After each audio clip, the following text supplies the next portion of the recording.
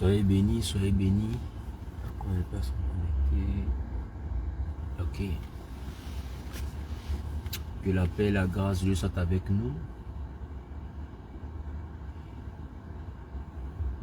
Je fais ce message pour interpeller mes frères ivoiriens. Mais je fais ce message aussi pour interpeller tout corps qui possède une vie.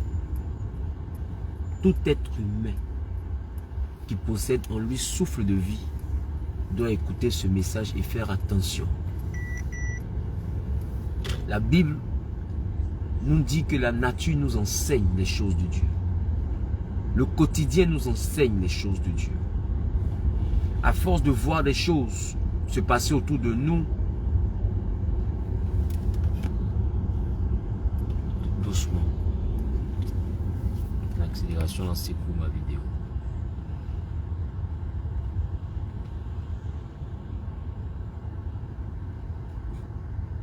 Voilà. Tu peux aller, vas-y, va 30-40 km. Personne ne nous poursuit. Donc, à force de voir des choses sous le soleil, nous devons être sages. Et je veux parler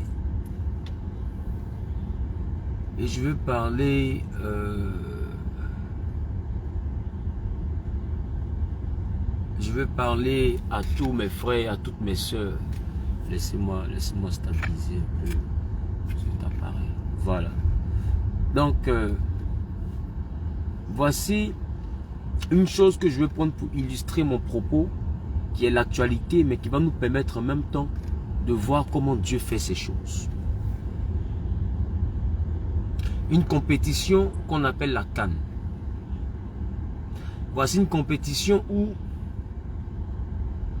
une équipe qui organise la CAN, la Côte d'Ivoire, a gagné, a eu des moments de présélection, les phases éliminatoires, passé avec succès, avec brio, gagné la Guinée équatoriale 3-0 lors des éliminatoires,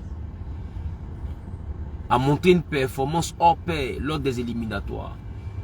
Donc les éléphants, quand ils arrivent à la CAN, ils arrivent avec la mentalité de challenger, de favori.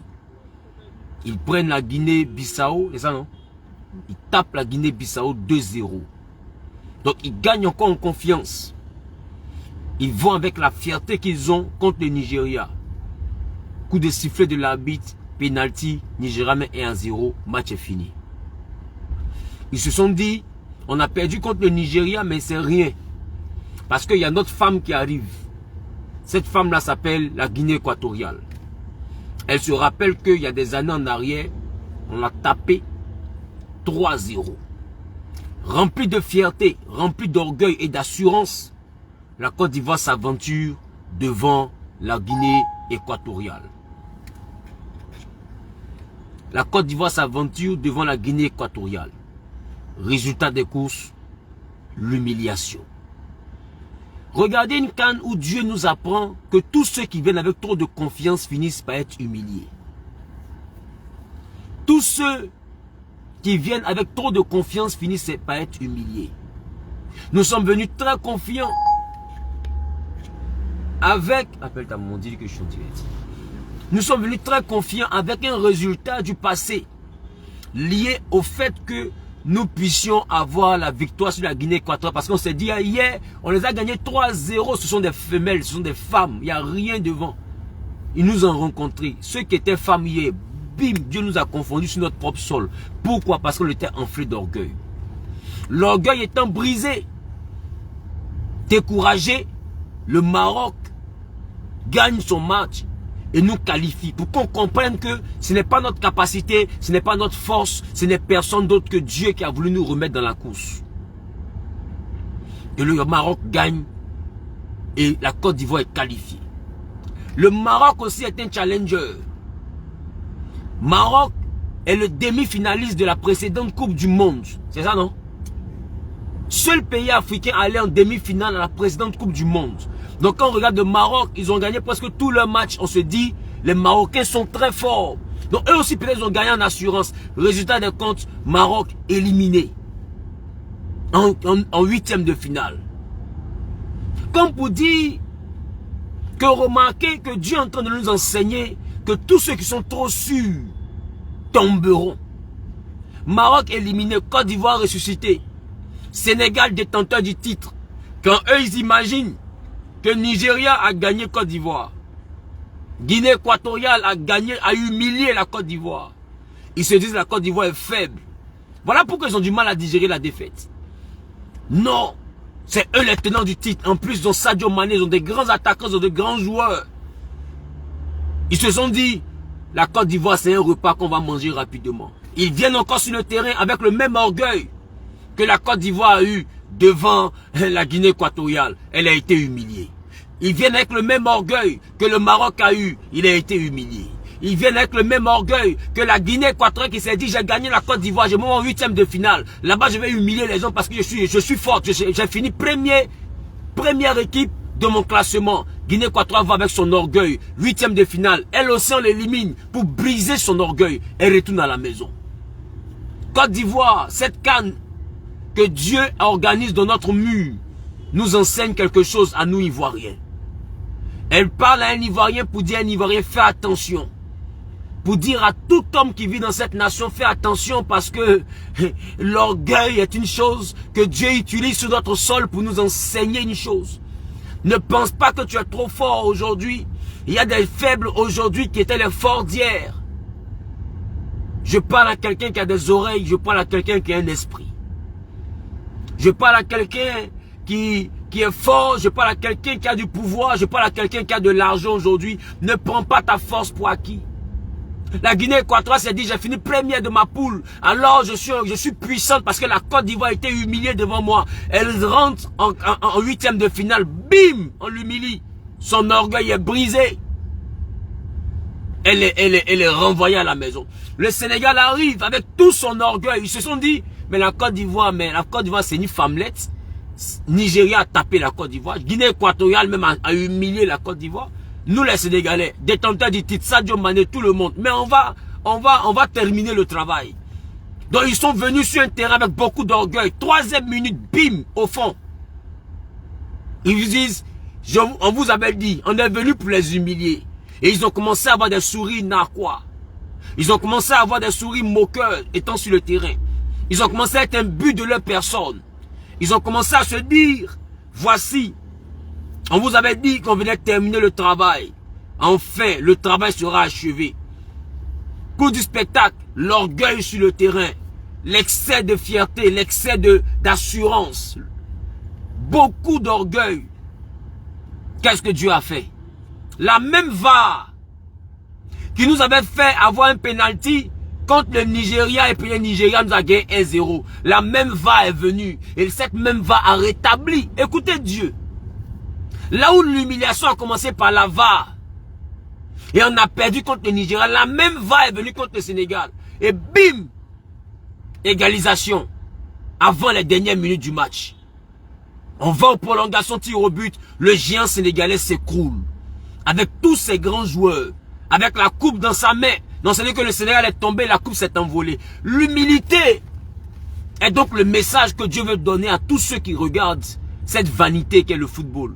Je suis papa vanité des vanités, n'oubliez jamais. Mais au bout de chaque vanité, il y a un enseignement. Le football que nous sommes en train de vivre aujourd'hui est une chose que Dieu utilise pour te dire. Toi qui penses que tu es trop belle, c'est une vilaine femme qui va arracher ton mari. Que personne ne prenne sa dimension pour acquis. Ne prends pas ton argent pour acquis. Il y a des gens qui étaient ministres hier, aujourd'hui qui n'ont même pas de quoi se déplacer. Il y a des gens qui étaient femmes de président hier, ou bien qui étaient chefs d'État hier. Il y en a qui sont en prison. Regardez au Libéria par exemple. Il y en a qui sont en prison, mais quand on parle réellement des réalités de qui était enfant de président, tu te dis, mais est-ce que lui était vraiment enfant de président? Parce que des fois, certains qui n'ont jamais été enfants de président ont plus d'argent aujourd'hui que ceux qui étaient enfants de président. La ville, quelqu'un peut mettre en commentaire la vie là. La vie qui est là. Que Dieu nous remplisse d'humilité. Toi qui étais dans un quartier précaire, Dieu t'a pris de là-bas et t'a mis à la table des rois. Tu es devenu quelqu'un de grand, tu es décideur aujourd'hui. Prends garde à ne pas piétiner les gens dans un sursaut d'orgueil. Parce que cette canne t'enseigne, mon ami, tu n'es pas assez grand pour tomber. Non, tu n'es pas assez grand pour ne plus tomber. Parce qu'il y a eu plus grand que toi qui est déjà tombé. Et la CAN te montre que tous les grands sont en train de tomber. Côte d'Ivoire, Dieu est en train de te donner un message. Que l'humilité gagne les cœurs. L'humilité, selon moi, c'est la capacité à mettre Dieu dans tout ce que nous faisons. C'est la capacité à dire que c'est grâce à la grâce de Dieu que nous faisons. Et je vois les Ivoiriens tomber dans le même piège. Non, on a gagné les détenteurs du titre. Alors on va humilier le Mali. Écoutez ce que je vous dis. Si vous continuez cet orgueil, en quatrième de finale, le Mali va vous humilier. Parce que cette CAN est la CAN de l'humilité. Et la CAN où Dieu veut enseigner l'humilité. Si vous restez dans le temps et dites non, maintenant on s'est réveillé, l'éléphant s'est réveillé, le Malien va l'endormir. Écoutez ce que je vous ai dit. De la manière dont le match a commencé, j'ai parlé de prolongation. Et il y a eu les prolongations, j'ai parlé du fait de retrouver le score. Et ça s'est produit. J'ai dit au pasteur qui était assis avec moi à mon salon, mes enfants, le troisième joueur sénégalais va rater. Et il a raté, mes enfants ont commencé à crier dans la salle. Pourquoi je vous dis ça? Parce que je sais ce que je suis en train de percevoir dans ce message. La vie qui est là, rien n'est acquis. Tu n'es propriétaire de rien. La preuve, tu es né, tu étais nu, rempli de faiblesse. Tu es né, tu étais nu, rempli de faiblesse. Que personne ne te trompe. Tu n'es pas assez fort pour ne plus jamais tomber. Parce qu'il y a eu plus fort que toi. Il y a eu plus riche que toi. Il y a eu plus puissant que toi. Il y a eu des gens qui avaient plus de réseau que toi. Il y a eu des gens qui avaient plus de contacts que toi. Il y a des gens qui avaient plus d'argent que toi, qui ont connu la chute. Il y avait des gens qui avaient plus de renommée que toi, qui ont connu la chute. Il y a des gens qui avaient plus de succès dans leur carrière que toi, qui ont connu la chute. La vie qui est là. Et la CAN est en train de nous enseigner une chose. Comment un tenant du titre peut tomber au 8e de finale face à un tocard qui a été la risée de toute l'Afrique. La Côte d'Ivoire. La Côte d'Ivoire était la risée tout à l'heure. Je vais le dire à quelqu'un, toi qu'on ne voit pas venir, continue à compter sur l'Éternel et Dieu va te restaurer. Maintenant, toi qui penses que tu es trop arrivé, que tu peux dire que les autres ne sont rien. Et tu vas dire, des fois il y a des gens qui parlent aux gens, toi tu n'es rien et tu ne seras rien. C'est parce que tu seras quelque chose, c'est à moi que tu parles. Mon ami, tu penses que toi-même tu es qui pour dire à quelqu'un qui n'est rien? Qui penses-tu être pour dire à quelqu'un qui n'est rien? La Bible dit l'arc du puissant sera brisé. L'arc du puissant sera brisé. Ce qui crée en toi un sursaut d'orgueil sera la base de ton humiliation. Avant la chute, le cœur de l'homme s'élève. L'humilité précède la gloire. L'humilité précède la gloire. Que personne ne vous trompe par les compassions de Christ. Je parle non seulement à l'équipe ivoirienne, redescendez sur terre et commencez à compter sur Dieu qui a lavé votre humiliation. Ne dites pas on s'est réveillé, tu t'es pas réveillé. Dieu a eu compassion de toi. Rappelle-toi, Sadio Mané a failli mettre un but. Et le gardien est sorti comme par magie, c'est son pied. Ça pouvait passer entre ses jambes. Mais le pied est venu, ce pied-là vient de l'Éternel. Dieu a empêché que ta honte se perpétue. Il faut dire gloire à Dieu. Il faut redescendre sur terre. Et il faut donner à l'Éternel ce qui est à l'Éternel. Mais en même temps, c'est un message pour nous chrétiens. C'est un message pour nous Ivoiriens. C'est un message pour nous Africains. C'est un message pour nous Européens, pour nous Asiatiques, pour nous Américains. Avant la chute, le cœur de l'homme s'élève. Toi qui commences à te voir trop grand, fais attention, tu risques de devenir trop petit. Toi qui commences à te voir trop arrivé, fais attention. Allons-y à gauche. Tu tournes à gauche, tu gardes. Fais attention. Tu n'es pas assez grand pour ne plus jamais tomber. Il faut retenir cette phrase. On n'est jamais assez grand pour ne plus jamais tomber. C'est Dieu qui fait et c'est Dieu qui défait.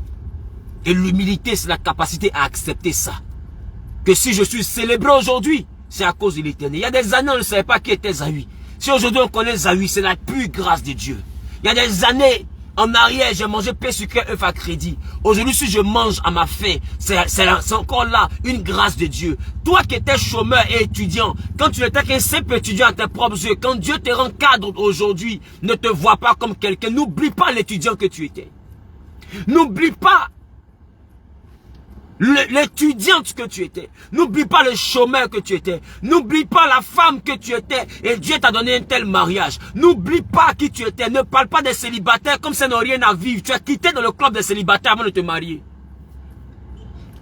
Et les femmes, quand elles sont mariées nettes, elles parlent des célibataires comme si les célibataires n'avaient rien à faire et puis elles partaient d'homme en homme. Tu penses qu'elles n'ont rien à faire? La grâce que tu as eu pour te marier là, elles n'ont pas encore eu cette grâce là. C'est pour ça qu'elles sont dans la rue, en train de quitter Pierre pour aller chez Jean, en train de quitter Jean pour aller chez Paul. Tu penses que quelle femme sensée, si c'est pas une stupide, va se lever et puis aspirer à aller d'homme en homme? C'est le mariage là qui donne l'orgueil. Tu fais pas attention à ton foyer là, tu vas le perdre. L'arc du puissant sera brisé. Que rien ne t'envoie à croire que tu es supérieur à quelqu'un qui se cherche. N'appelle pas les gens chômeurs. N'appelle pas les gens misérables parce que tu travailles, tu as de l'argent. Écoute-moi, les immeubles que tu as, tu ne connais pas ce qu'on appelle problème. Toi, tu n'as encore rien vu. Les maisons que tu as, les voitures que tu as, les bijoux que tu as ne te mettent pas à l'abri de la décision de Dieu. Il suffit que Dieu décide une seule chose. Et on parlera de ta gloire au passé. Il suffit que Dieu décide d'une seule chose.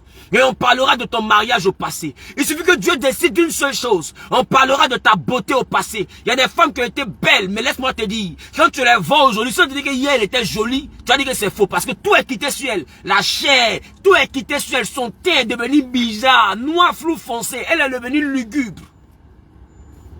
Que la Bible, la beauté est vaine. La beauté est vaine. Non, ne prends pas la grâce que Dieu te donne pour essayer d'humilier les autres. C'est encore ça une vanité. C'est encore ça une vanité. Nous devons tout ce que nous avons à Dieu. C'est de la vanité que de confier sa force, de mettre son assurance et sa confiance en ce que tu as. Tu as à cause de qui Dieu est pour toi. C'est Dieu qui t'a fait la grâce. C'est Dieu qui a eu compassion de toi. Alors Ivoirien, pendant que je viens de finir de parler à tout le monde, si vous ne redescendez pas sur terre et que vous continuez, non, on va humilier le Mali, c'est une formalité. Vous allez apprendre qu'à côté de la canne de l'hospitalité, cette canne est aussi la canne de l'humilité. Et Dieu va se prononcer contre vous. Et si vous ne faites pas attention et que vous continuez dans votre orgueil à cause de la victoire sur le Sénégal, ça sera Guinée équatoriale bis. Que celui qui a des oreilles entende. Mais si vous rentrez en humilité et vous vous souvenez de l'humiliation que vous avez vécue et de comment Dieu a lavé votre affront et que vous décidez de faire confiance à l'Éternel à nouveau en lui remettant votre sort, le Mali sera humilié devant vous. Que celui qui a des oreilles entende ce que l'Esprit lui a dit à lui et à lui seul. Prenez soin de vous. Je vous aime de l'amour de Christ. C'était le grand véloteur, l'homme qui est grave sur un vélo, révélant Wi-Fi Zawi et aussi Papa Vanité des vanités. Comme vous pouvez constater, je suis à bord d'une petite vanité et c'est les choses de la terre. Prenez soin de vous en ensemble. Bisous là-bas. Mouais.